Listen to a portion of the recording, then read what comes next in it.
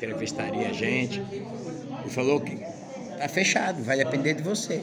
Os presentes, nos acompanhem pelo Instagram, recebam nossas boas-vindas. Eu sou Horácio Xavier, acadêmico e presidente dessa Academia de Letras de Vila Velha, onde ocupo a cadeira número 24, e hoje sou acadêmico anfitrião dessa primeira palestra do ciclo A Cadeia e Eu, Nossa História, que acontece neste ano de 2024, e que continuamos a conhecer nossos acadêmicos e seus patrões. Solicitamos que coloquem o celular no modo vibrar ou no silencioso. É com muita alegria que a Academia de Letras de Vila Velha dá continuidade aos ciclos de conferências da RBV, que este ano seguirá no segundo ciclo, cumprindo assim seu papel de incentivador e propagador da literatura. Essa academia está de portas abertas para toda a população. Teríamos a participação em nossa plateia dos alunos da EJA, da Escola Estadual de Ensino Fundamental Velho de Terra Vermelha, mas por um problema técnico, eles não puderam vir, tiveram problema com o transporte, mas a gente agradece de qualquer maneira ao professor Eduardo Barrosa e à diretoria da escola que se propuseram estar presentes e infelizmente não puderam.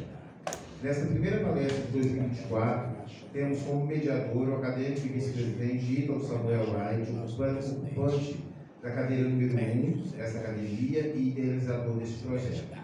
E como palestrante,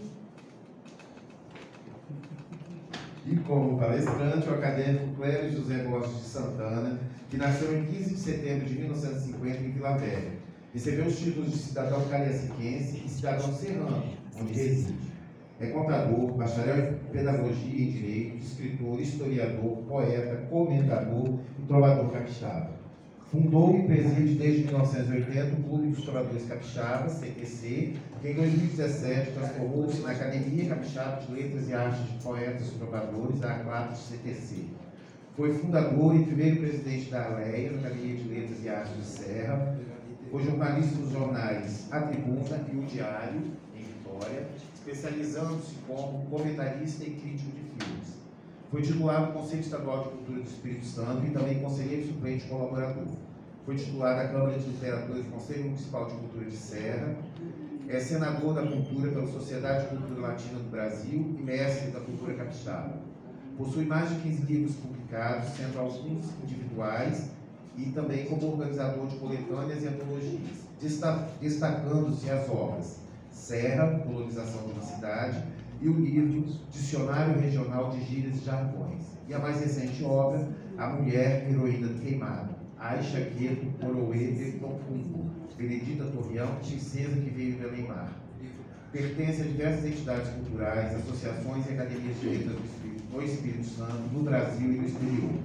Clério José Borges de Santana é membro efetivo dessa Academia de Letras de Vila Velha e ocupa a cadeira número 30, que tem como patrono Afonso Cláudio. Passo agora a palavra ao mediador, o acadêmico Ítalo Samuel Wright. Vamos para a biografia do nosso confrade.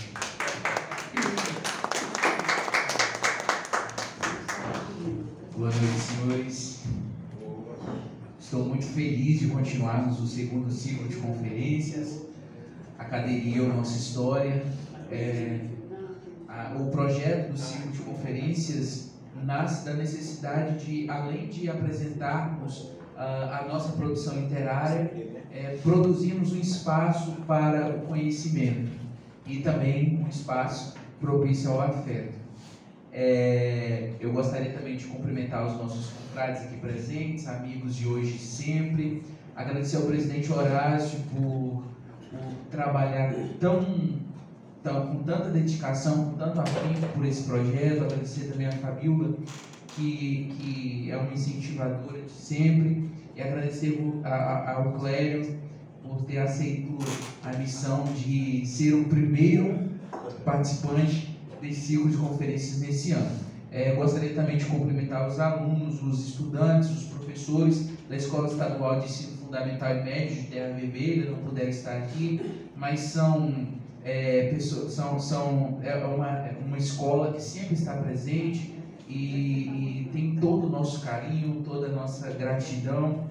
Esperamos recebê-los novamente aqui. Clério, quando a gente inicia o ciclo, eu faço uma breve introdução e eu já te passo a palavra para começar falando sobre o patrono sua cadeira, que é o Afonso Cláudio.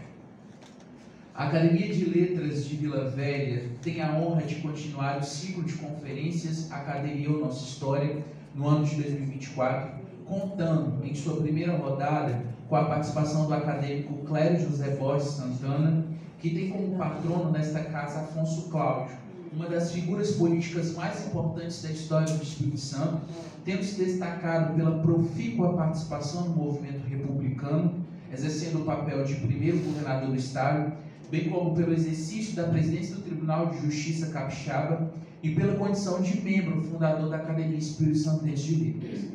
Clério Borges segue a trilha de Afonso Cláudio e grava nos Sustentáculos do Tempo a sua participação na vida artística da terra de Luísa Grimaldi e Vasco Coutinho. Une com esmero e sensibilidade história e literatura, destacando-se por ter fundado e presidido o Clube dos Trovadores Capixabas, que transformou-se na CLAP CTC, Academia de Letras e Artes de Poetas Trovadores, além de fundar e presidir a Academia de Letras e Artes da Serra, que surgira no ano de 1993. É senador da Cultura pela Sociedade de Cultura Latina do Brasil e a sua preciosa pena persiste por mais de 15 livros publicados. Às 19h26 do domingo, em que escrevo esta apresentação, o último domingo, indago-me por que a gente faz tanta questão de exaltar os títulos, os grandes feitos e os emblemas que as pessoas carregam, como se no ímpeto lusitano cantássemos o melhor da terra através dos barões assinalados pelas grandes embarcações. Digo isso, meus senhores, porque não dispenso na apresentação do meu convidado dizer que trata-se de um dos maiores poetas trovadores de todos os tempos. Mas o que faz Clério Borges ser essa figura icônica é sua capacidade de mobilizar o melhor do ser humano e unir as pessoas em prol da delicadeza, do afeto e da arte que supera a morte. A trova, aliás, é exatamente a maneira mais simples e direta de louvar a passagem do tempo, o perfume da memória e a grandeza de uma amizade. Clério Borges impacta as pessoas exatamente por ser um elo, por proclamar a beleza de se ter um amigo na aventura e na desventura, e deixar mais claro que o sol o quanto tudo é sagrado, quando feito por muitas mãos. A generosidade de brilhar, sem ofuscar o lugar do outro. Aliás, brilhar potencializando o outro é um talento divino que, dando conta da sua mordomia, nosso poeta não deixa de ofertar. Com a palavra, para falar sobre o seu patrono, o amigo Clério Borges.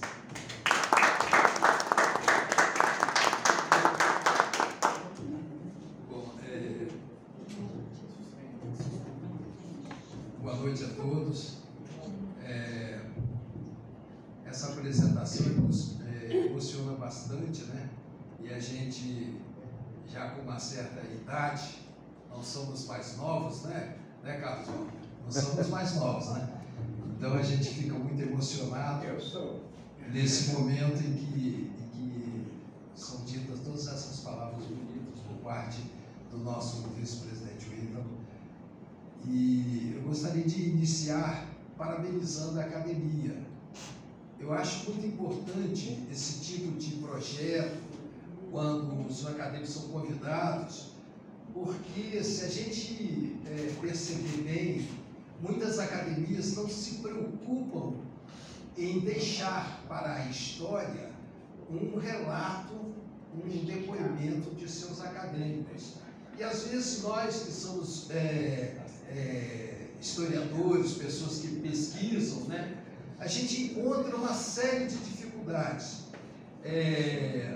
Agora mesmo, para relacionar todos os patronos da nossa Academia dos Trovadores, tive imensas dificuldades, porque a gente não encontrava depoimentos dos escritores antigos. Eles publicavam o livro e não tinha a preocupação de botar uma mini biografia do próprio livro que eles tinham escrito. Então a gente fica sem muitas referências com relação. E esse trabalho, então, esse trabalho que é feito aqui pela Academia de Vila Velha, é muito importante. E eu gostaria de destacar a figura do meu patrono, Afonso Cláudio de Freitas Rosa. Afonso Cláudio, ele, além de ser político, né, ele foi também um grande pesquisador. Ele pesquisou a história capixaba, ele procurou pesquisar. Vocês observem bem que quando ele publica o livro sobre a insurreição do Queimado, ele não se preocupou unicamente a pegar o processo e folhear o processo existente na época, né? Ele procurou entrevistar pessoas que tinham participado da revolta, para que ele pudesse ter elementos suficientes para fazer uma obra literária sobre a insurreição do Queimado. E foi um dos primeiros também a coletar uma série de trovas e cantares do povo capixaba. A minha opção, quando eu tive a aventura de ser indicado para pertencer a essa academia, lá pelos idos de 1990, por aí, de 89 a 90, que eu frequentava aqui as reuniões. Então, quando eu tive a oportunidade de receber esse convite, eu logo escolhi Afonso Cláudio em razão desse relacionamento dele com esse livro, essa publicação, Trovas e Cantares Capixabas. É uma obra muito importante porque ele coletou uma série de trovas que eram cantadas pela população. Então aí, vamos voltar àquela tese que eu falei logo no início, de que ele era um grande pesquisador e que não se preocupava somente com os relatos históricos de publicações, procurava pesquisar também. Quando ele vai e procura João da Viúva, Elisiário, e procura coletar com eles como é que foi a revolta do Queimado, ele está contribuindo e muito para que a história não passe a ser apenas uma coisa baseada em documentos, mas também nos relatos pessoais de cada um que viveu aquela experiência, né?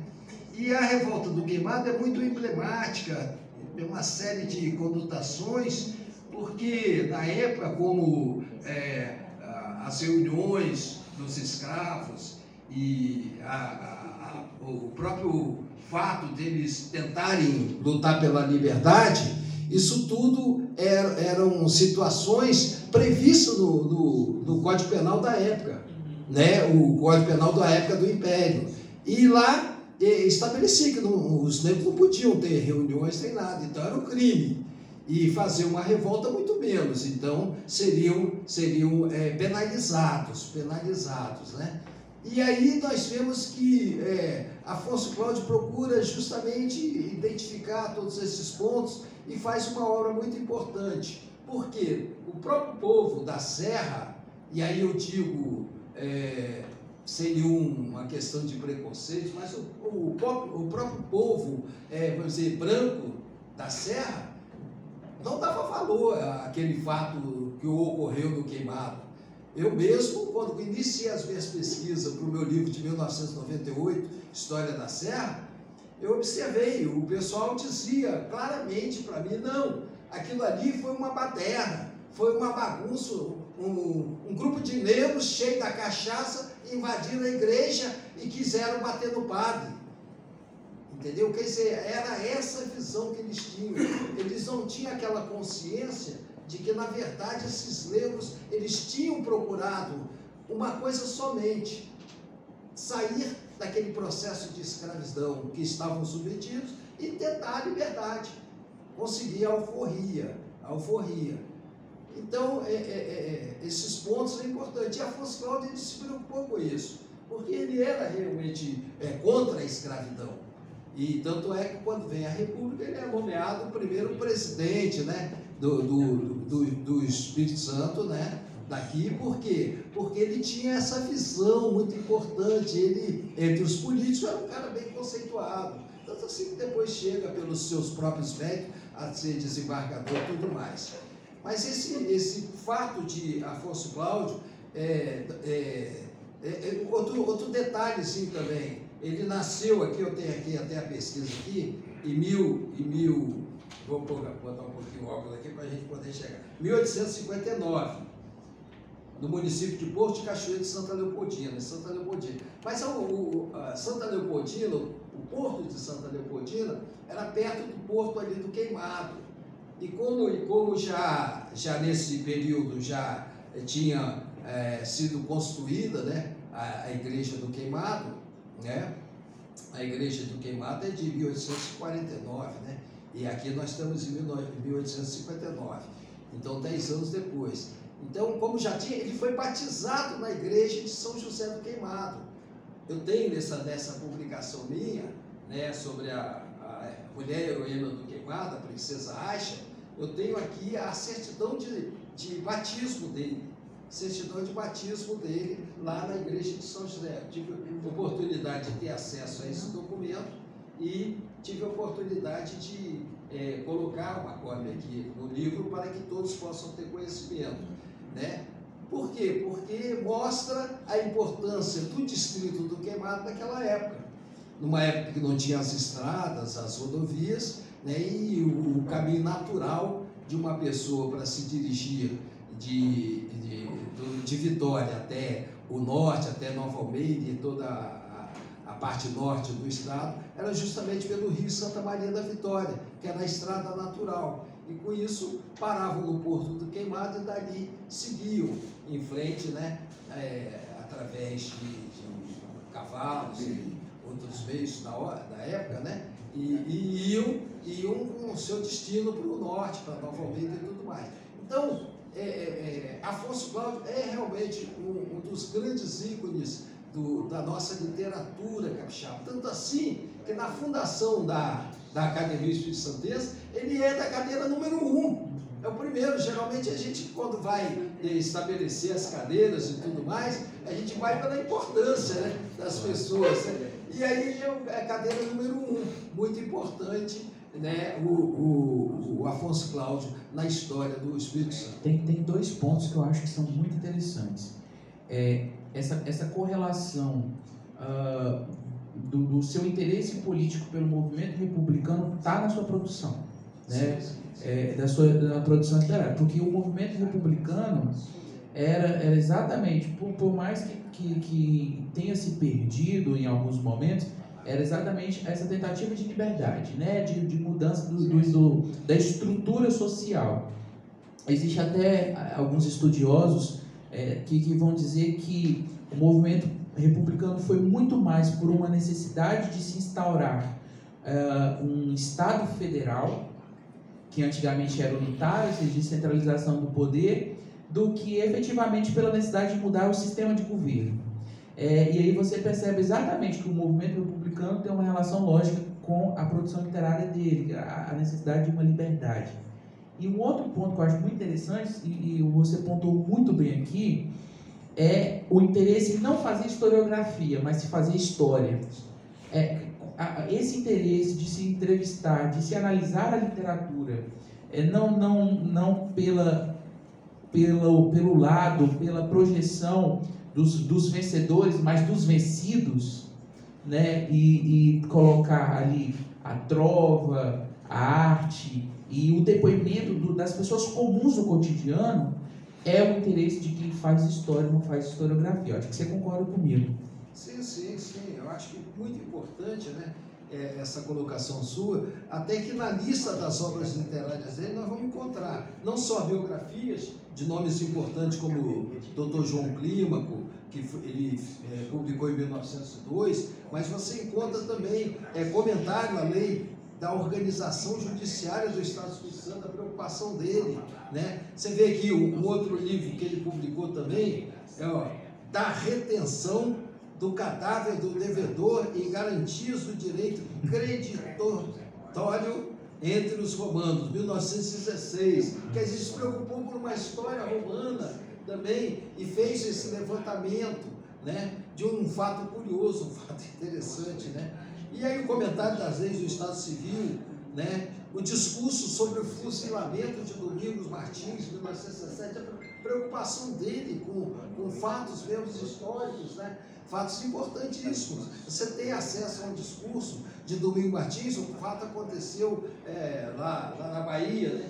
Na Bahia, onde foi fuzilado, e de ter essa possibilidade de obter esse detalhe. E o Trovas e Cantares, que é de 1923. Então você vê que isso eu acho muito... tem aqui, elogio histórico do padre Marcelino Pinto Ribeiro Duarte, em 1924. Direito romano, direito das coisas. Quer dizer, ele se atém a essa preocupação de estar sempre abordando temas importantes, interessantes para todos terem conhecimento. A gente que é da área jurídica, eu sei que você foi escrivão, né? Essa formação jurídica, o direito brasileiro, o direito produzido no Brasil tem profunda influência do direito romano-germânico. É um direito excessivamente apegado à legislação mesmo, aquilo que está escrito, o que tem se distanciado um pouco nos últimos anos, se aproximado pelo direito americano, anglo-saxão, mas era exatamente ele indo nas raízes do direito. Ele ia nas raízes do direito romano porque ele estava interessado em falar sobre o direito brasileiro, não é isso? Isso. Você vê, aliás, como em todo o processo nosso como escritor, como poeta, como frequentadores de uma academia de letras, eu acho que a cada momento que a gente está num evento, está participando de um evento, está participando de algum congresso, alguma palestra, tudo, a gente procurar se aprofundar, estudar um pouco aquilo que está sendo abordado, para que a gente possa ter propriedade para participar, né, e conhecer. Então, o caso dele, ele procurava, quando ele vai lá procurar pesquisar sobre o direito romano, sobre aquilo que os romanos faziam naquela época, como era aquele processo de democratização deles e o processo até ditatorial também, que tinha muitos imperadores romanos ditadores e tudo mais, ele está justamente visando isso, conhecimento, e passar esse conhecimento para outras pessoas, para que outras pessoas possam também se posicionar em determinados momentos. Eu acho que é uma figura extraordinária e que a gente só deve mesmo cultuar e enaltecer.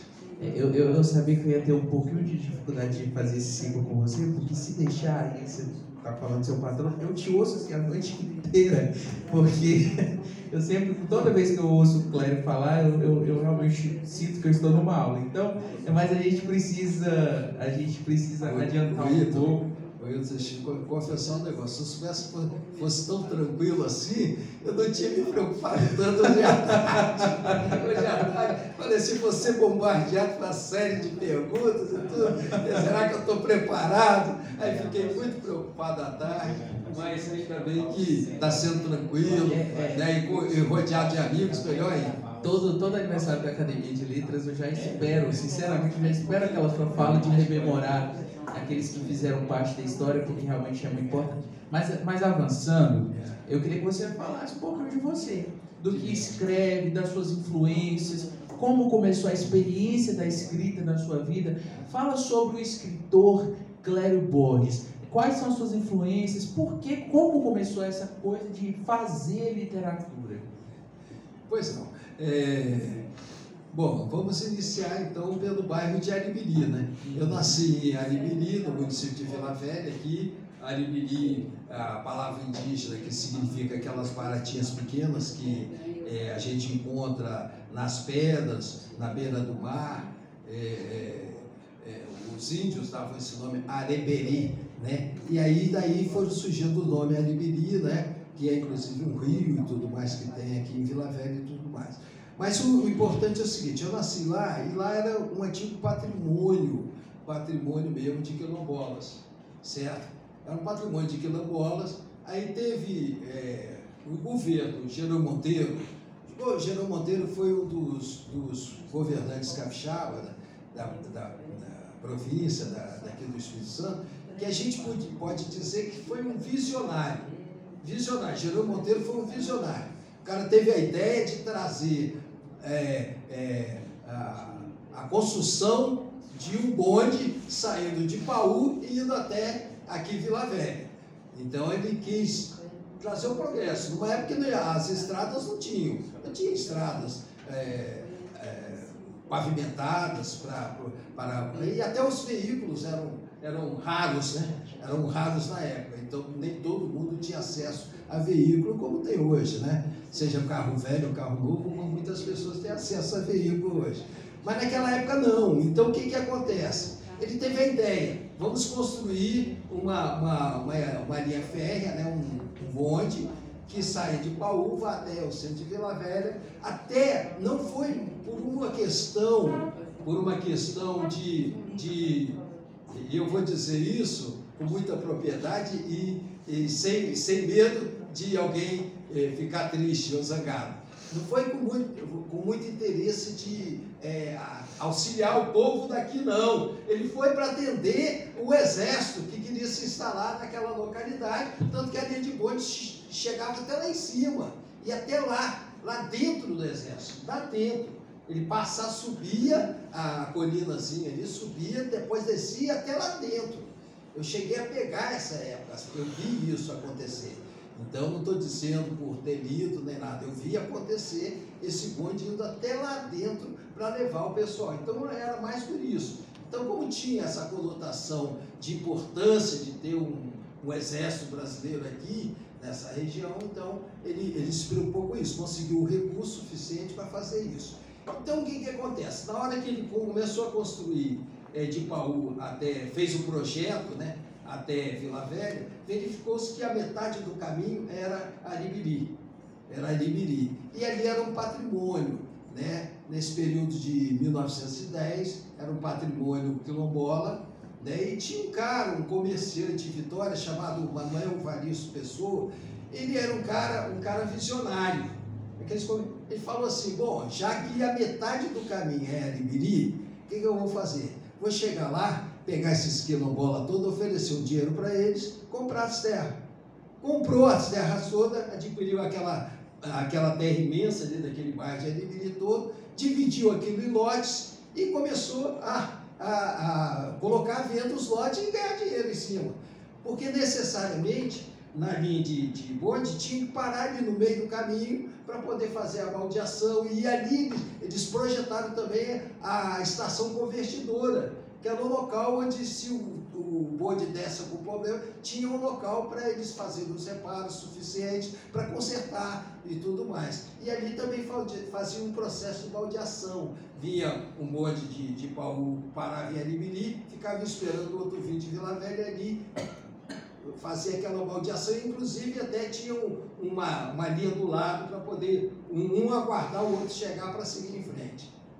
Então, esse comerciante, Manuel Faria, ele foi um cara inteligente, mas usou também daquela técnica de se aproveitar do outro, né? Que não é uma coisa muito admissível, mas de qualquer forma, já em 1935, você vai observar que dentro da história do Aribiri consta lá que as ruas já estavam sendo pavimentadas, né? Aí logo atraiu o Campo dos Santos.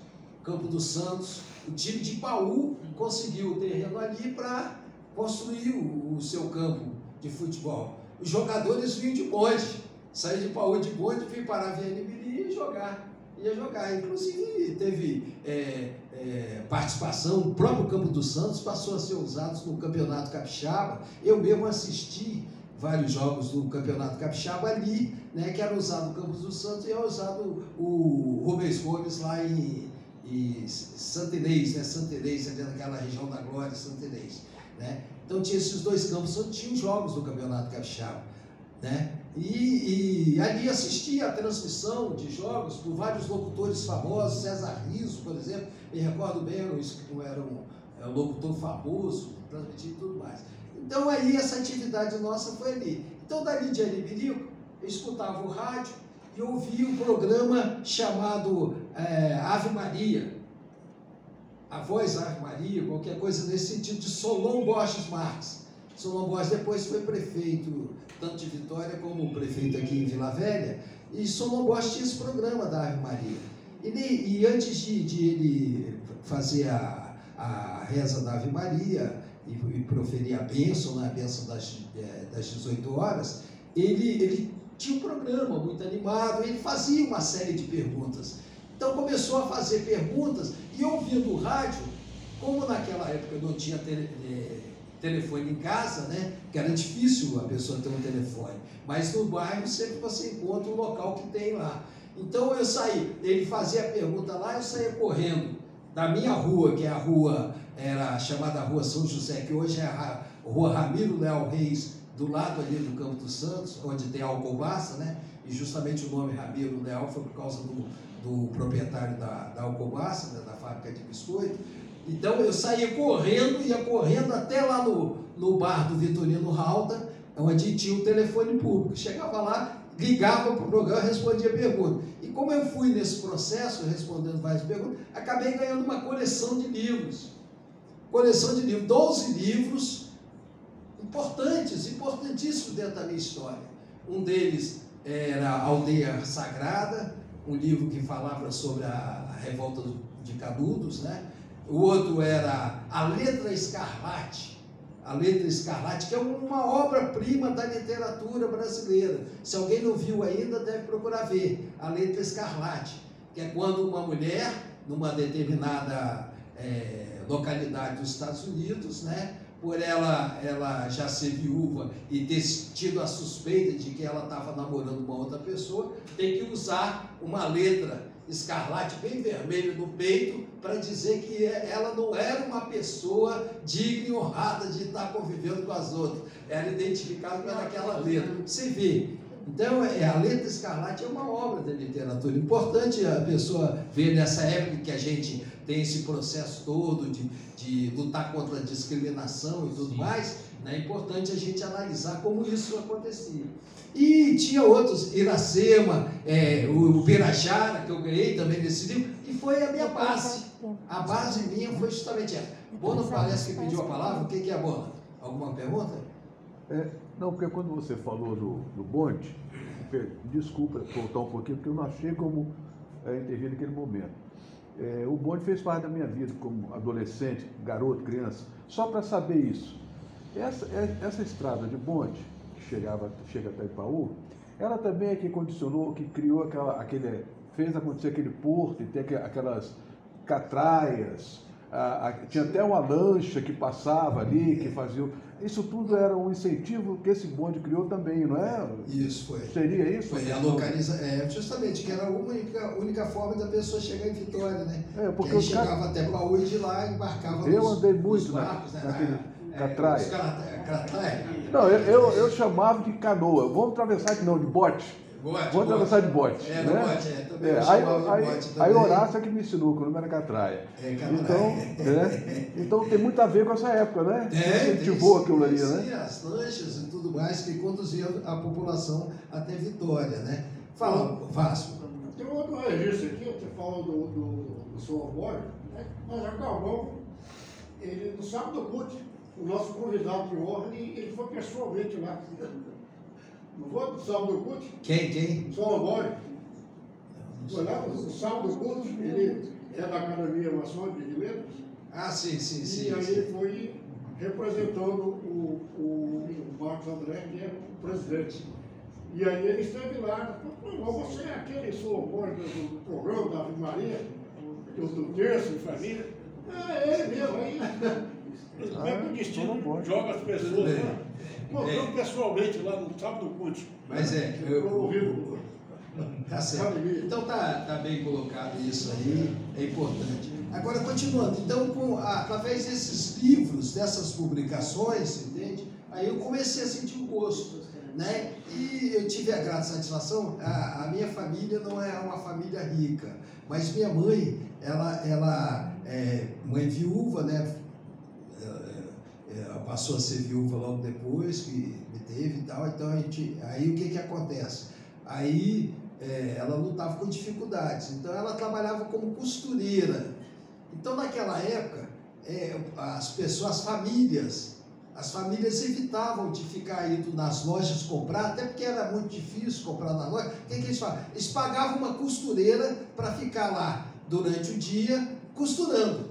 Aí a pessoa ficava na casa e costurava. Só que a minha mãe teve a sorte de costurar para uma pessoa importante, né? O governador Carlos Lindenberg. Então foi trabalhar lá. Então, logo que eu passei na fase de infância e tudo para estudar, aí surgiu o Colégio Marista aqui, né? Que teve um convênio com a prefeitura, né, para adquirir o terreno. Então eles ganharam as bolsas de estudo para distribuir. Então a própria prefeitura, o governo do estado tinha as bolsas de estudo. E aí eu consegui a bolsa de estudo do Colégio Marista. Aí estudei meus cursos todos até o final, o Colégio Marista. E com isso consegui essa minha formação. E aí, no próprio Colégio Marista, eu tive professores aqui, o pai do acadêmico aqui do lado, Roberto Brochado Abreu, o pai dele foi meu professor, o pai dele. Teve um professor que aí foi importante, de fundamental importância, porque ele tendo a oportunidade de passar professor de literatura de português, para dar a redação. Ele começou a ler as minhas redações e aí começou a pegar a redação e falou assim, ó, faz uma história infantil aí. Aí eu comecei a fazer uns contos infantil, ele pegou, aí quando eu fui ver, ele publicou lá na Gazetinha, que ele na época tinha um conhecimento muito grande com o Glecy Coutinho, e Glecy Coutinho abriu as portas lá e comecei a publicar os primeiros contos infantis, né, na minha infância. Eu quero só parar um pouquinho aqui para registrar o nobre amigo Joel Rangel. Joel, obrigado aí por ter vindo. Uma presença constante que nos alegra sempre. Tanto ele quanto a sua turma, que sempre aqui, a sua assessoria, vocês são sempre muito... É uma presença muito feliz que nos traz muita alegria mesmo. Obrigado. Estou à sua disposição para você fazer uma pergunta também. Tá? Muito bem. Então, como eu estava dizendo, né, aí esse professor começou a fazer isso. E aí eu comecei a me destacar na escola, aí teve uma pessoa que lançou uma chapa para o Grêmio Estudantil, Nossa Senhora da Penha, o Grêmio Estudantil do Colégio Marista. E aí já me convidaram para ser diretor de jornalismo, o Grêmio tinha um jornal, o Pioneiro, e aí eu comecei a dirigir o jornal e tudo mais. Então tem passagens interessantíssimas nisso, né? Você vê, eu conto, por exemplo, eu tinha um colega meu que eu não gostava dele. Eu não gostava do cara. O cara é muito chato, aqueles colegas que você tem na escola que são chatos, enjoados, e o cara é enjoado. Aí eu falei assim, tá, tudo bem, você me paga, rapaz, você me paga. Aí fiz um conto infantil, o sapo Rimuede. Rimuede. Rimuede, a palavra significa Teumir, de trás para frente, que era o nome do cara. Aí contei a história de um sapo muito orgulhoso, que vivia na lagoa, queria mandar em tudo e tal, e aquele negócio daí foi publicado na Gazetinha. Tem isso, né? Você pesquisando, né? Então tinha esses lances. No Grêmio Estudantil, por exemplo, eu tive a ideia, já aquelas ideias meio mirabolantes que eu tenho até hoje, né? Mirabolante. Eu tive a ideia de fazer um concurso literário Padre Champagnat. Padre Champagnat, o fundador dos Irmãos Maristas, né, e tudo mais, Padre Champagnat. Aí o concurso teve repercussão nacional, as escolas, principalmente do sul, da região sul do país, aí onde os maristas têm vários colégios, né, e mandaram uma série de redações sobre esse Padre Champagnat, falando sobre a história. Era 150 anos, sesquicentenário, né, da chegada dos Irmãos Maristas no Brasil. Então aí as redações chegaram, então esse trabalho já foi desde o início, né? E em razão disso a gente começou a atuar, fui convidado para ser da UBT, União Brasileira de Diplomadores, o professor José Augusto Carvalho tinha uma coluna ali na Gazeta, a gente observou, começou a mandar umas trovas, aí um grupo nosso, nós fomos lá e fomos convidados, eu e o meu colega Zedano de Carvalho Sucupira, né? O pai dele foi muito amigo de Valsema, né? Nosso amigo também, Andrade Sucupira, entendeu? E aí o que acontece? Aí a gente foi convidado a organizar o UBT, União Brasileira de Inovadores, aqui. Aí, inicialmente, foi o Zé Dano, primeiro presidente, segundo presidente Geraldo Nascimento, eu fui o terceiro. Então, na minha gestão, eu tive a ideia de fazer um concurso de trova com o tema Pelé. Pelé, para dar uma reversão também daquelas ideias mirabolantes, né? Tema Pelé. Aí foi destaque na revista Placar, que era a revista da época. A revista da época foi destaque, né? E aí, com isso, a trova vencedora de Cezide Ambrosio diz assim, ó, que o Brasil tanto enalteça, tanto a Rui quanto a Pelé. Se um o honrou pela cabeça, o outro o honrou cruzando o pé. Entendeu? Então, é uma trova muito bonita. Então, e em razão disso, a gente foi iniciando esse trabalho nosso, né? E a gente começou a ter... A primeira atividade minha como presidente da UBT foi realizar um curso de iniciação ao jornalismo. Eu já tinha começado a trabalhar no jornal A Tribuna. Eu comecei no jornal A Tribuna quando eu estava estudando um curso de Direito em Cachoeiro Itapemirim. Esse curso também é interessante.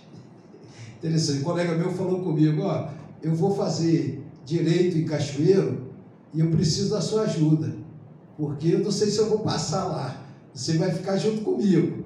Aí eu fui lá fazer, pagou a estadia e tudo, pagou a passagem, tudo para Cachoeiro e tudo, eu fui para lá fazer o curso de Direito. Chegou lá, aí na hora da prova, ele sentou do meu lado, aí eu fiquei só fazendo.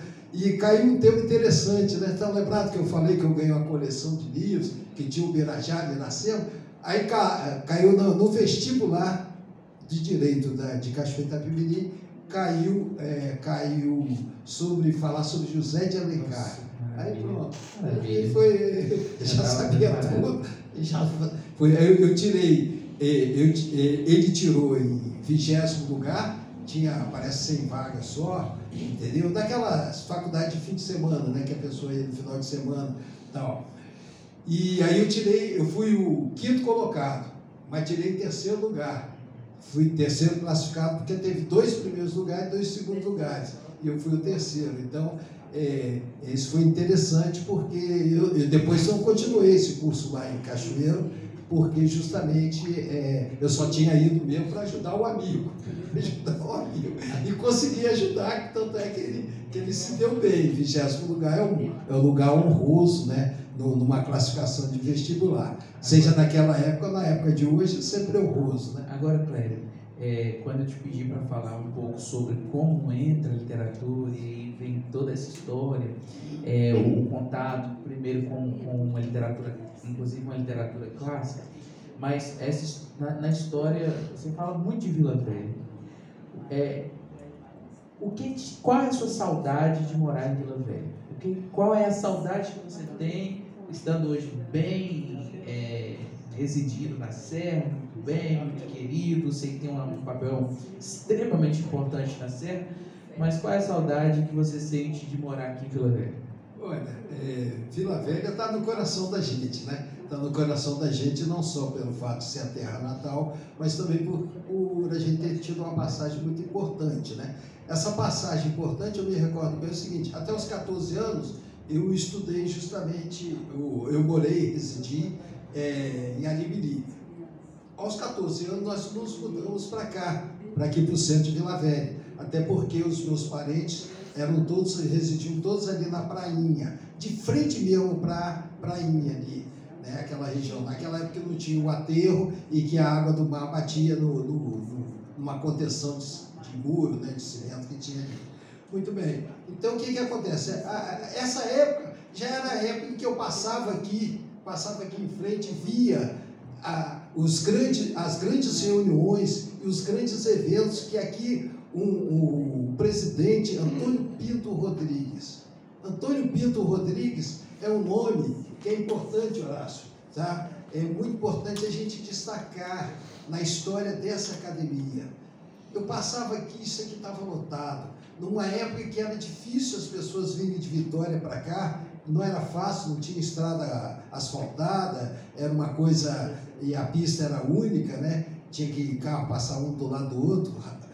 Então, o que acontece? Santo Antônio Pinto Rodrigues enchia aqui as dependências, principalmente com o pessoal de Vitória. Ele realizava os eventos dele e vinha. O Antônio Pinto Rodrigues, não sei se vocês conhecem, alguém tem notícia, o filho dele, o Edinho, ele tinha um cartório, né? Um cartório aqui, comandava o cartório dentro do próprio fórum aí. Não sei onde está hoje atualmente, mas eu acho que é um resgate muito importante se alguém puder ter acesso ao filho, né, do Antônio Pinto Rodrigues e conseguir com ele alguma coisa, às vezes fotos até antigas daqui das atividades aqui da academia aqui. Então eu passava aqui, ia ali na prainha, jogava futebol ali, naquela área ali entre as palmeiras, né? O pessoal jogava toda a tarde, tinha um futebol ali, entendeu? E isso aqui está na minha vida, né? Está dentro daquele fato de a gente ter essas recordações muito importantes na vida da gente, né? E foi aqui em Vila Velha, aqui na Praia da Costa, que eu conheci também Zenaide, né? Zenaide que hoje está sempre conosco, né? Participando, né? Eu cheguei lá na praia, tinha 9 mulheres assim deitadas assim, na praia. Eu falei, é aqui. Aí eu conheci a irmã dela. A irmã dela já foi logo me dizendo, ó, eu tenho namorado. Aí dona Zenaide está comigo até hoje. Para vocês verem isso, como é que é. Então, Vila Velha é muito importante. Agora, culturalmente, é também interessante para a gente, porque logo nessa época do jornal, que eu trabalhei no jornal A Tribuna, que eu comecei lá como foca. Foca é o aprendiz de jornalista. Comecei como foca. Um amigo meu, lá de Aribiri mesmo, até parente distante, ele sabia que eu gostava de mexer com o jornal, de tudo.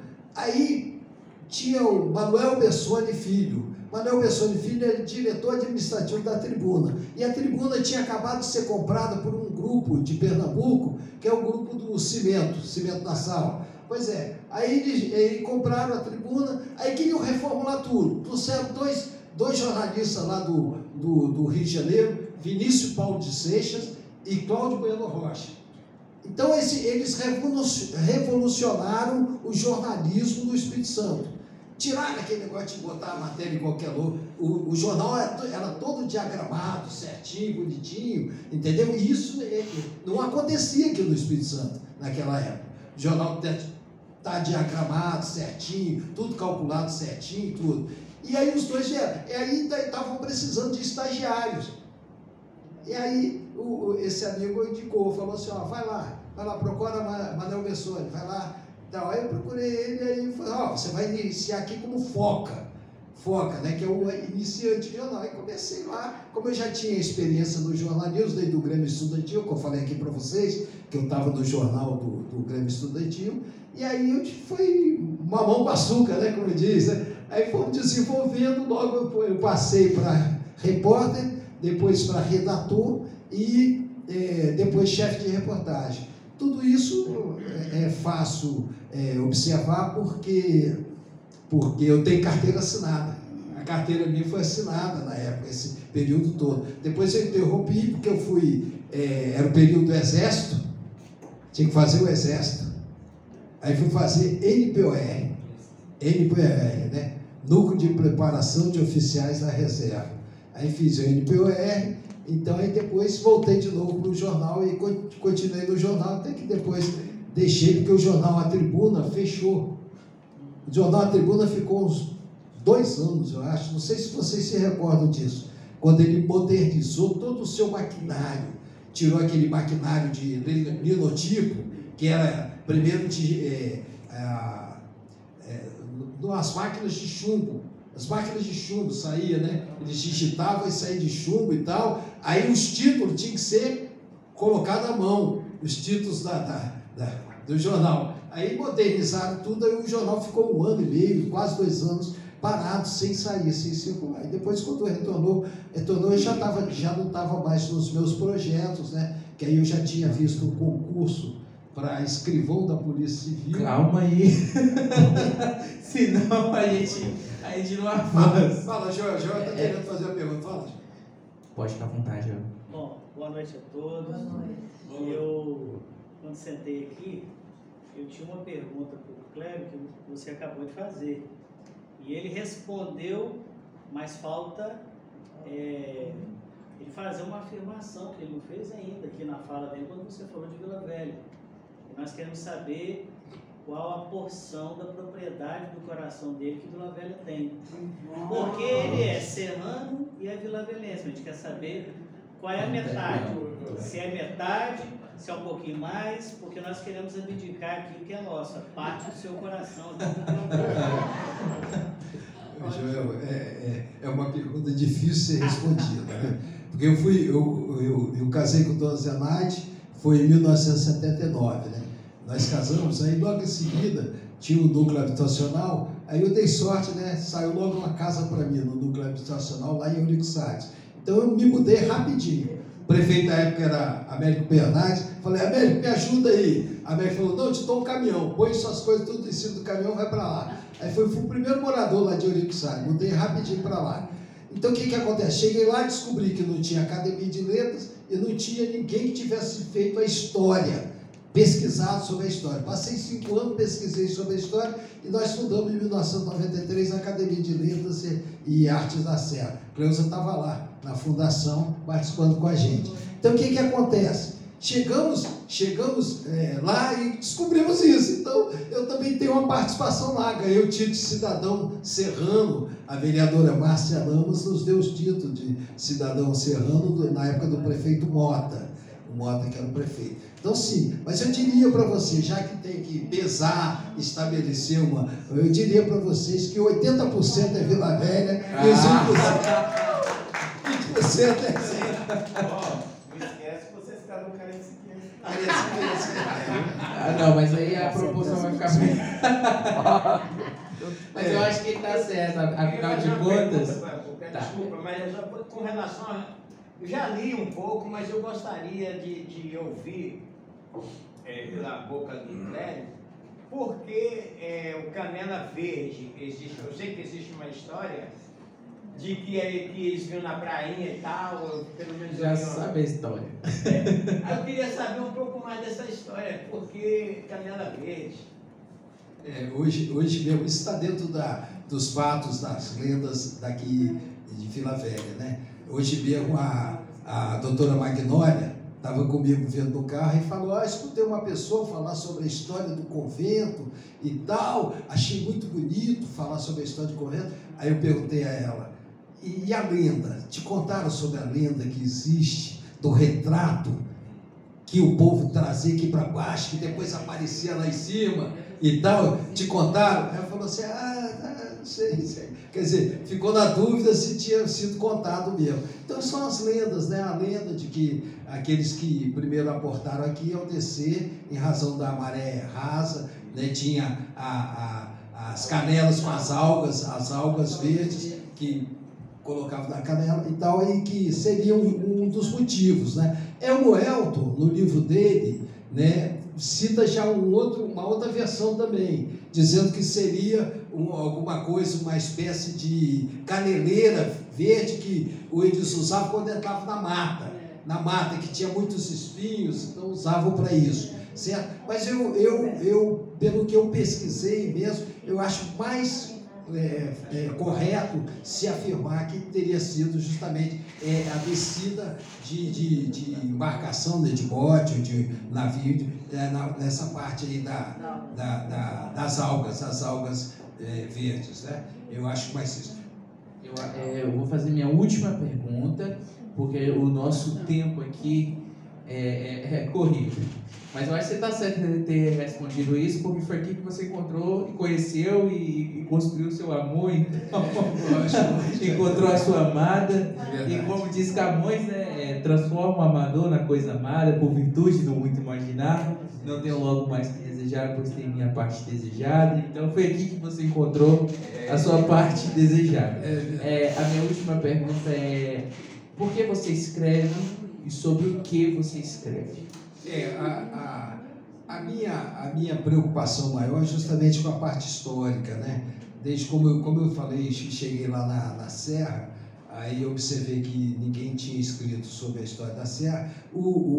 Tinha um ex-prefeito, né, na Lida Encarnação Miranda, grande amigo nosso, nós fundamos junto a Academia de Letras e Arte da Serra, porque eu não podia fundar sozinho, eu tinha que ter respaldo de alguém que já tivesse nome. Ele foi prefeito da Serra 2 vezes, em 2 mandatos. Então, aí, na Lida Encarnação Miranda, ele deu a base, né, para que a gente fundasse a Academia da Serra, né? Então, o que acontece? E aí eu acho que a minha preocupação maior é justamente escrever sobre assuntos históricos.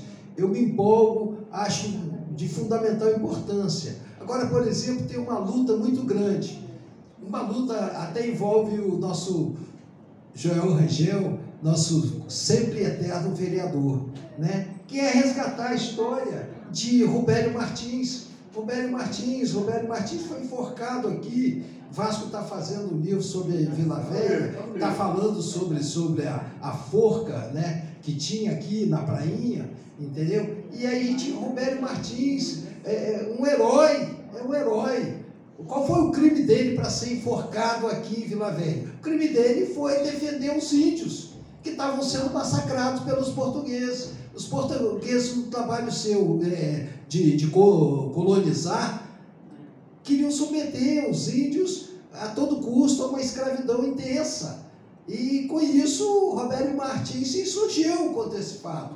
E aí foi preso e tudo mais. Então, eu acho que é um nome que a gente precisa resgatar aqui no município de Vila Velha, né? E existem outros resgates, por exemplo, Paracajaguaçu foi o chefe da nação dos índios Temiminós, que veio do Rio de Janeiro e fundou a aldeia de Nossa Senhora da Conceição, a 8 de dezembro de 1556, ali que dá origem à atual cidade da Serra. Esse Paracajaguaçu, a gente foi lá, Vasco, eu, Edilson Celestino, nós fomos lá na ilha de Paranapuã, atual ilha do governador, fomos lá, vimos o monumento lá, uma onça enorme que tem em cima da pedra lá.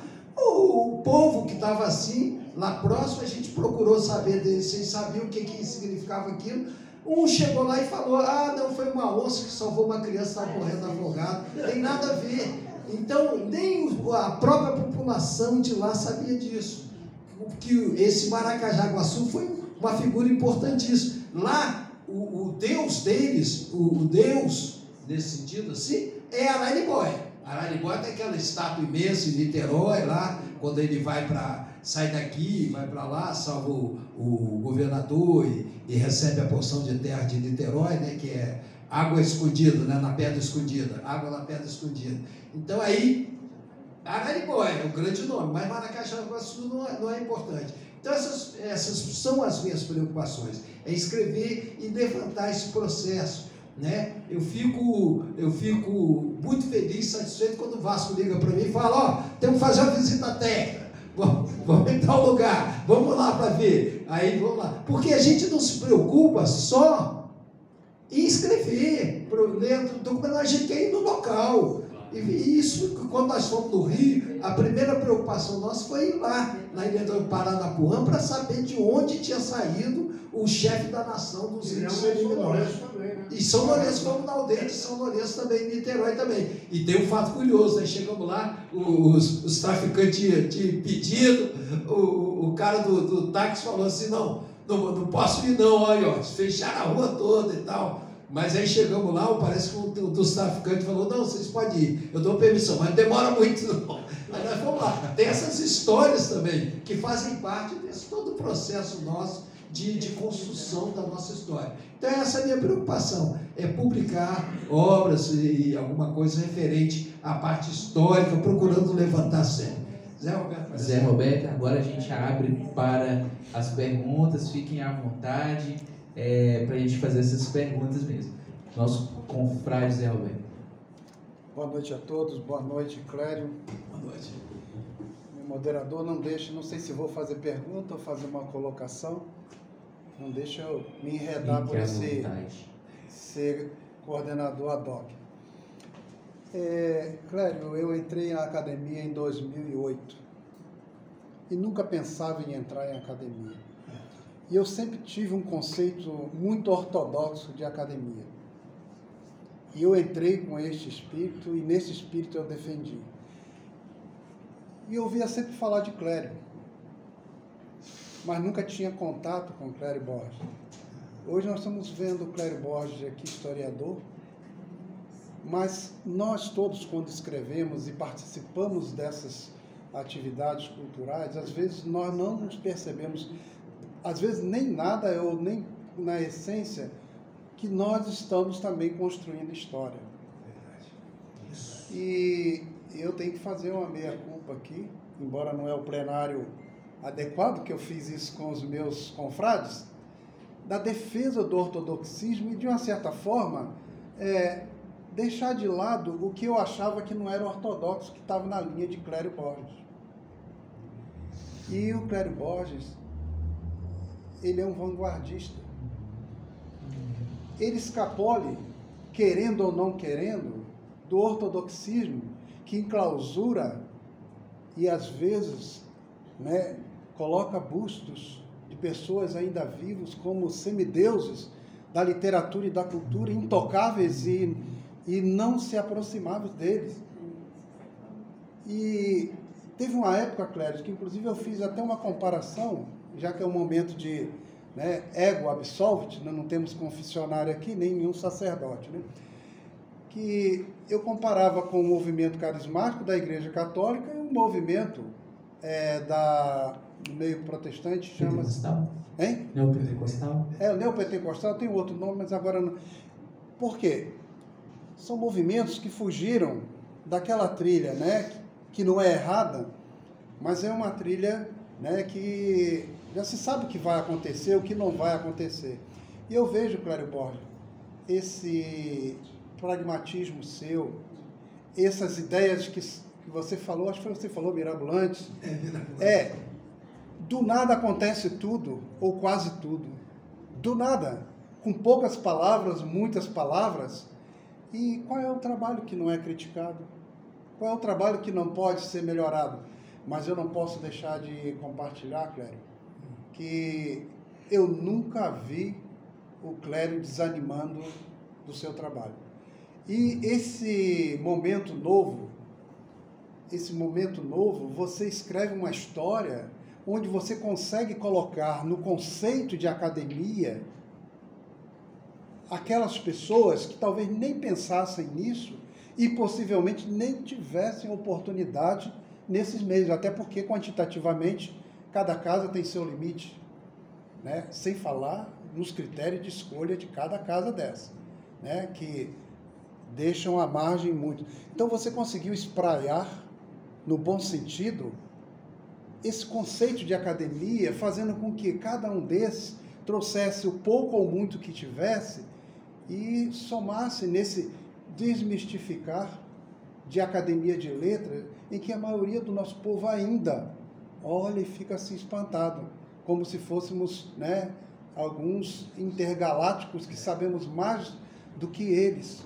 Então, é muito importante eu ressaltar isso. Para mim, é uma meia-culpa dessa identificação. E hoje eu vejo, parafraseando com um texto bíblico, que eu, claro, não vou saber onde está, uma grande festa que foi organizada e chamaram as pessoas principais da cidade. E aqueles principais não compareceram. E aí mandou-se chamar quem? Todos que estavam, que não eram daquela elite, para o grande banquete. Mas sobre os valados da cidade. Então, quantos escritores você fez nascer? Quantos escritores você fez dar luz, foco para eles? E talvez você faça isso sem ter uma noção que isso está de fato acontecendo. E quem está de fora está vendo. Você está arrebanhando não só com a história que você conta, com os livros que você faz, mas esse jeito de administrar que também foge um pouco o ortodoxo, porque você quer que aconteça. E acontece. É ao jeito do Clério, é ao jeito do Clério e mais alguns dos seus mais próximos, mas acontece. Então, eu vejo a CLAPTCT,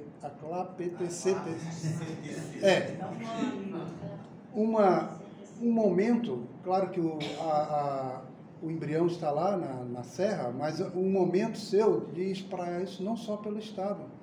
Por eu ter sido convidado para fazer uma palestra lá no último encontro de... Barra do Jucu, né? Na Barra do Jucu, e meu nome está lá no grupo. E eu vejo gente do Maranhão, do Rio, da Bahia. Então, os tentáculos do povo, Clério José Borges, ele não está mais só no território capixaba. Não me importa qual é a profundidade disso, que alguém analise ou não, mas a cultura está sendo levada, espraiada. E é esse meia culpa que eu queria fazer. A história desse lançamento, dessa semente, o tempo que vai dizer. Tá? O tempo vai dizer. Academias não temos para todos que desejarem, isso eu tenho certeza. Mas que você trouxe luz neste espaço, tirando essa ortodoxia, tá? Você só não conseguiu superar a melhor academia do Brasil, que é a LVV. Até porque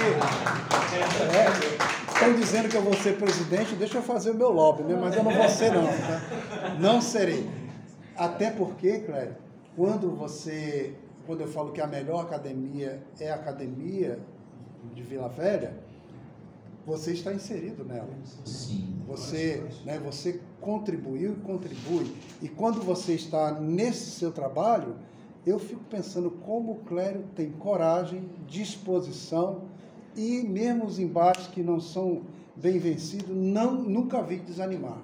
É sempre outro congresso, é sempre acolhendo e vai mesmo, seja no meio político. Falar em político, nosso presidente tem uma demanda importante que você vai poder ajudá-lo, ele vai conversar com você aí. Então, queria parabenizar. E ele está no ano sabático. Ele está no ano sabático.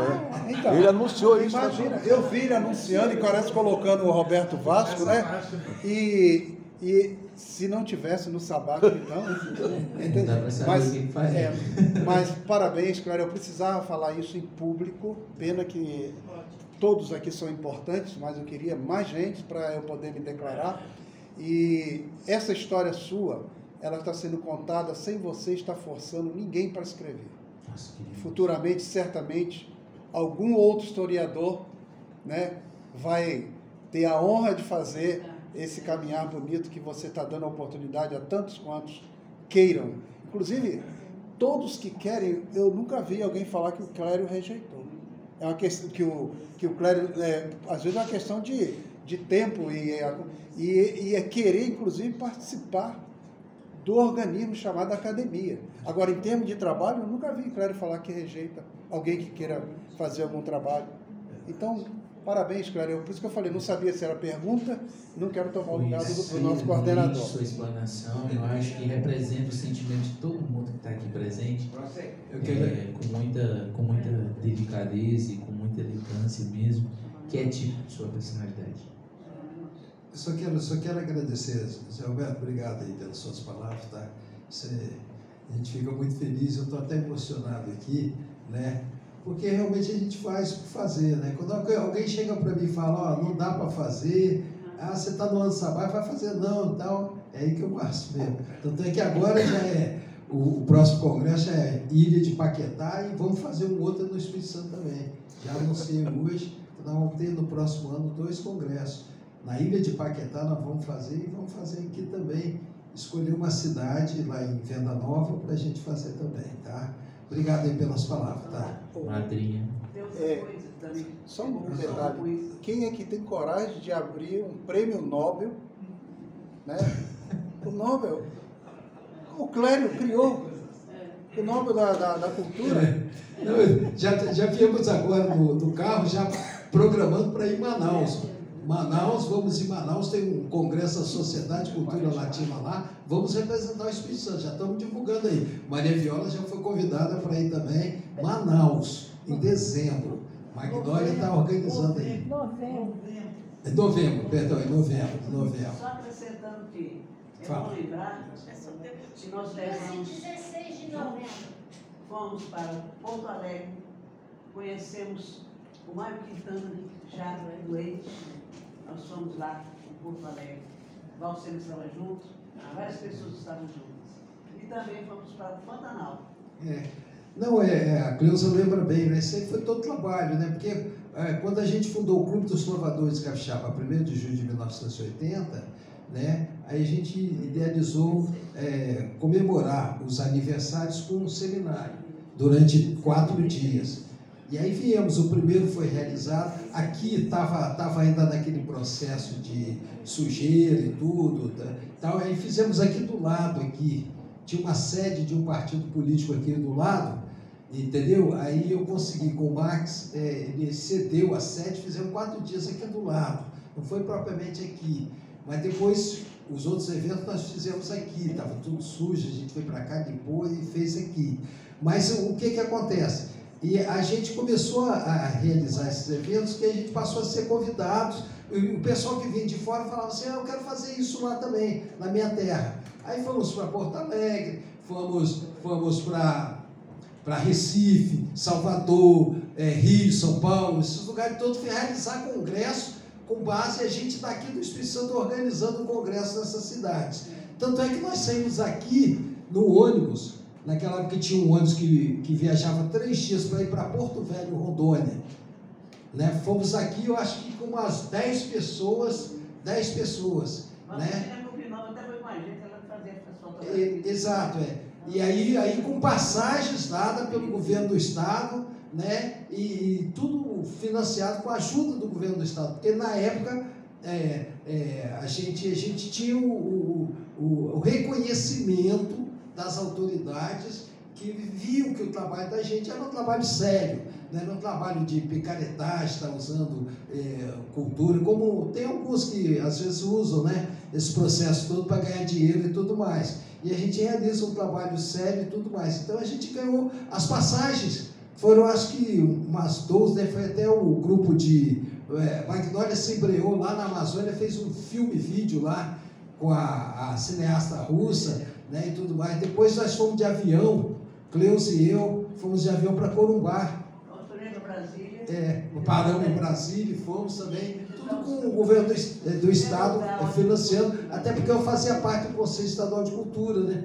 O Horácio leu na minha biografia, né, formando esse período que eu fui do Conselho Estadual de Cultura, eu fiquei 4 anos, depois mais 4 como suplente e aí mais 2 como da Câmara de Literatura.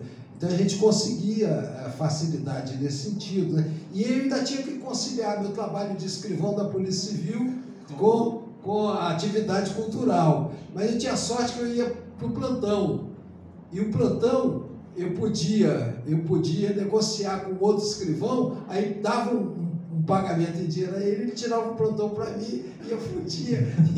Né? Até que chegou uma época que o Max falou comigo, não, vou te colocar aqui à disposição, né? Me colocou à disposição do Conselho de Cultura, eu fiquei lá um período sem precisar usar de artifício de pagar uma pessoa para tirar plantão para mim. Então, essa foi a atividade toda e a gente foi nesses lugares todos divulgando o Espírito Santo e o neutrovismo, o movimento nosso dos trovadores. Mas isso tudo é um trabalho que a gente faz, né? Até hoje mesmo, quando eu vou em Venda Nova, estão lá falando para as escolas, chego até a passar mal, já falo assim, ó, eu preciso de 2 acadêmicos aqui para me substituir. Na hora que eu disser que eu não estou aguentando, eu vou parar, sentar, porque o Vasco faz isso para mim. Quando a gente faz aqui as oficinas, palestra mesmo, programada pela academia, eu sempre levo o Vasco, levo alguém que na hora me ajuda. Na hora que eu cansei, aí eu vou lá, descanso um pouquinho, aí a pessoa entra, lê uma poesia, fala alguma coisa, que é isso. Então até isso, o pessoal lá de Venda Nova está impressionado, né, com o fato de a gente ir, passar lá, falar para os alunos gratuitamente, sem receber nada. Né? Beco Macedo acha que eu ganho muito dinheiro com isso. Fala assim, você ganha muito dinheiro, esquece de pagar meu cachê para me tocar. Mas é isso. Senhores, última pergunta para a gente ir para as considerações finais. Alguém quer fazer mais alguma pergunta? Ao último espaço da noite. Só um comentário. Bom, eu comecei... Então a gente vai encerrar com brilhantismo. Muito obrigada. Então, eu comecei via Clério, Cleusa, Horácio, Suzy, né? Foi o quarteto. Mas participando dos congressos, do Congresso de Guarapari, o primeiro. Mas o que eu queria citar é que nós fomos para um congresso em Castelo. Eu e o Carlinhos fomos mais cedo, fomos para o hotel. Só que lá tinha gente de Minas, de Niterói, aguardando as mulheres, né, as pessoas aguardando o Clério chegar, porque para a gente começar o congresso. O dono do hotel estava desesperado, falou assim, está passando a hora do almoço, ele não chega, como é que vai ser? Aí eu falei, se preocupa não, daqui a pouco ele desce do ônibus com um sorriso desse tamanho, com um bando de terceira idade, que nem a gente assim atrás, mas e se não der tempo? Ele vai se estressar. Eu falei, não vai, fica tranquilo, não vai estressar. 10 minutos depois, para o ônibus e o Clério desce. Rindo para todo mundo. Aí ele falou para mim, mas é assim mesmo, né? Eu falei, é assim mesmo. E tem um detalhe, o que eu sempre comento com o Carlinhos. Eu não acompanho tudo do Clério, porque eu não dou conta. Não é que eu não gosto, eu não dou conta. Porque é assim, ó, o tempo todo dia. Mas tudo o que eu participei com o Clério, eu nunca ouvi o Clério falar mal de uma pessoa. Nunca. Em momento algum, em hipótese alguma. Então eu acho assim que o ser humano Clério é um ser humano que merece aplausos. Obrigado pelas palavras. Clério, querido, considerações finais e, se possível, ao terminar a sua consideração final, uma trova. Bom, inicialmente eu quero agradecer a todos vocês que se dispuseram a vir cá, né? Vão perder um pouquinho o encerramento do Big Brother hoje, né? Perder um pouquinho o Zé Inocêncio procurando o facão dele que subiu lá da árvore, né? Mas vocês vão perder um pouquinho, mas estão aqui com a gente e esse momento é um momento muito agradável para mim, estar aqui com os verdadeiros amigos, aqueles que não puderam vir também, são amigos também, a gente entende também que tem compromissos muito sérios, né? Nós estamos numa terça-feira e às vezes muitas pessoas trabalharam até às 18, 19 horas mesmo, estão cansados e tudo mais. De qualquer forma, eu agradeço muito a presença de vocês. Falar para vocês que a minha caminhada é longa e eu pretendo ainda fazer muito, realizar muito. Se Deus der vida e saúde, a gente vai realizar muito ainda.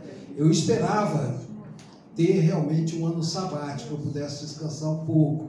Mas, infelizmente, a situação foi para um tal lado que a gente teve que prosseguir, né?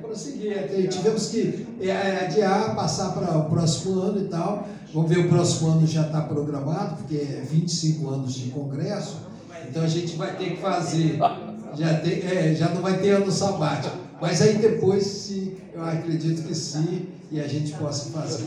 De qualquer forma, eu quero, nesse encerramento, convidar todos para a Venda Nova.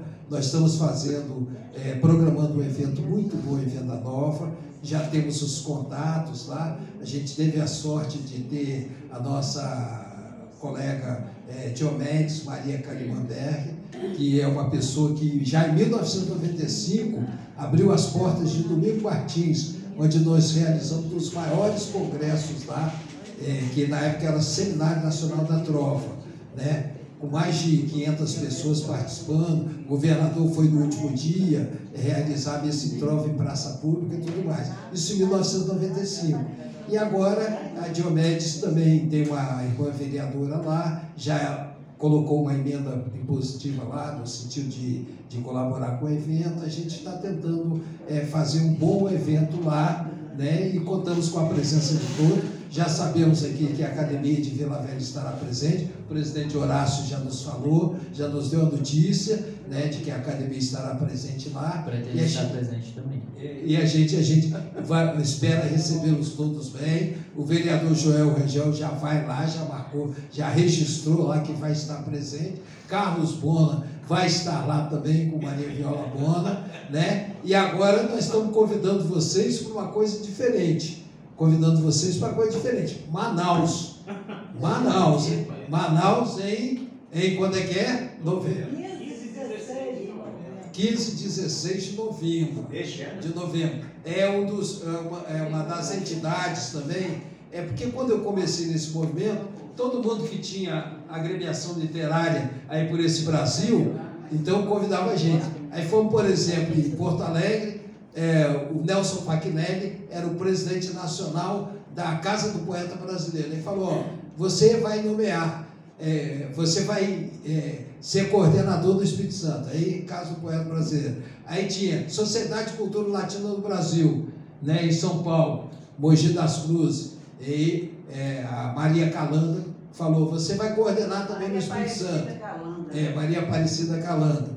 E aí essas entidades todas vêm cair na minha mão, e aí com isso a gente vai organizando. E aí esse evento lá em Manaus é da Sociedade de Cultura Latina do Brasil, que agora vai ter um novo presidente, que é o Raimundo Colares, que é uma pessoa muito importante. Eu já estive lá em Manaus, o Gaetano Antonácio é o presidente da academia local, já estive lá participando do evento da academia, aniversário da academia, e o Raimundo Colares agora é o presidente nacional da Sociedade de Cultura Latina, né?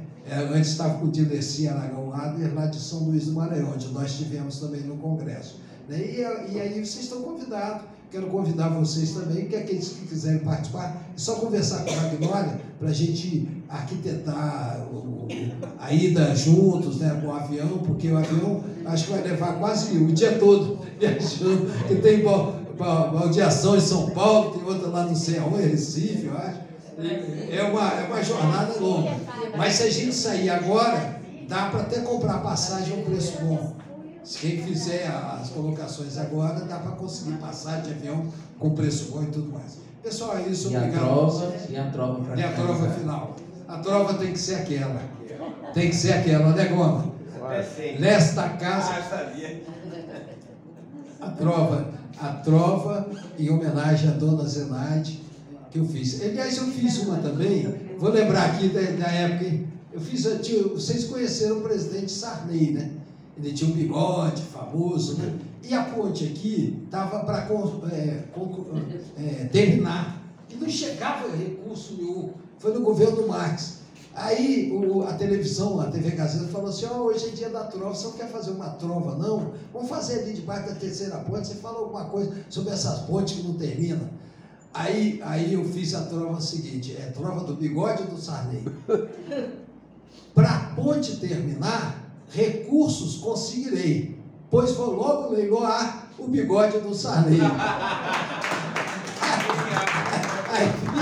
Aí apareceu a verba. Aí logo depois, um mês depois, apareceu a verba e eles conseguiram terminar a ponte. Mas a trova que eu quero finalizar mesmo é a trova em homenagem a Dona Zenaide. Nesta casa tão singela, onde mora o trovador, é a mulher que manda nela. Porém, os dois mandam o amor.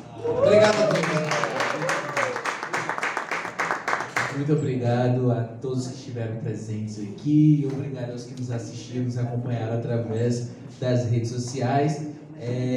Encerramos esse evento de hoje.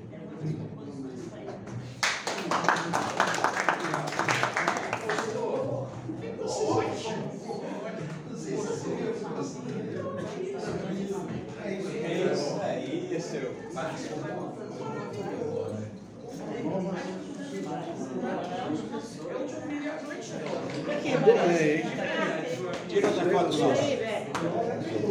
Muito legal. Porque assim, você falou, a academia, ela afasta as pessoas mais cegas. Até então, eu mesmo fui um lugar desse. É um lugar que pessoal se acha.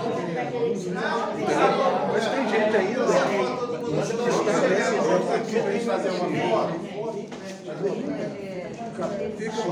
Vamos fazer foto local. Falei seu nome. Vamos todo mundo fazer uma foto aqui, depois começa a... Gente, uma foto, todo mundo uma foto. Depois, fique à vontade de começar, mas não fora. Já tem o número dele, se você pegar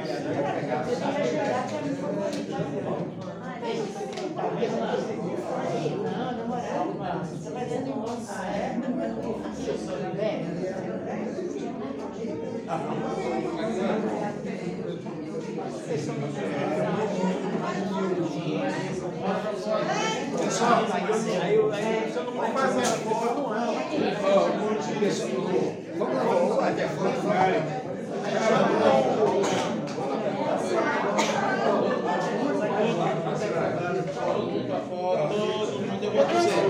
Não, vai, bate aqui, bate aqui, ó.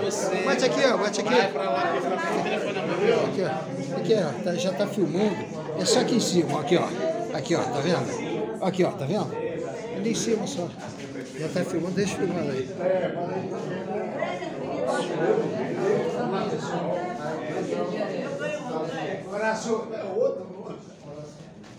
Pessoal, me ajuda nessa foto aqui, que do novo pé.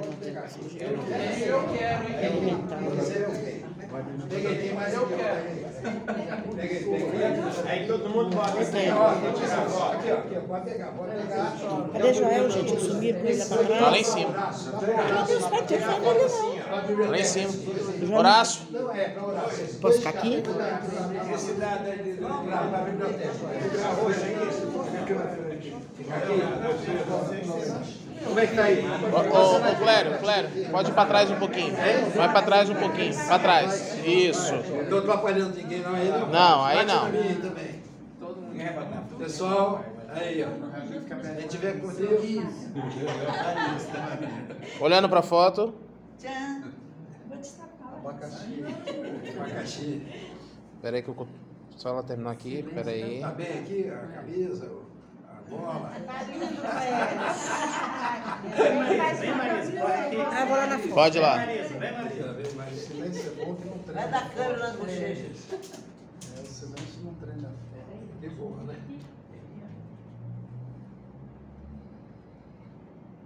Em pé também. Nelson, pede o Luiz pra você. Aí, ó, faz ele. Isso aí. Explica pra ele onde é que. Larissa, vem cá. Cadê Larissa? Vem, Larissa. Vem aqui. Tá lá. Aqui, ó, na frente, aqui, ó. Agora vem você.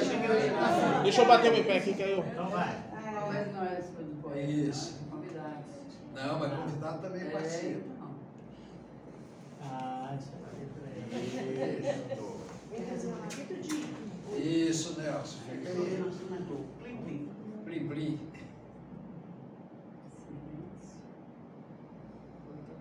Vai fazer um, bateu vários? 166. Já bateu o número da dimensão. Pessoal, obrigado.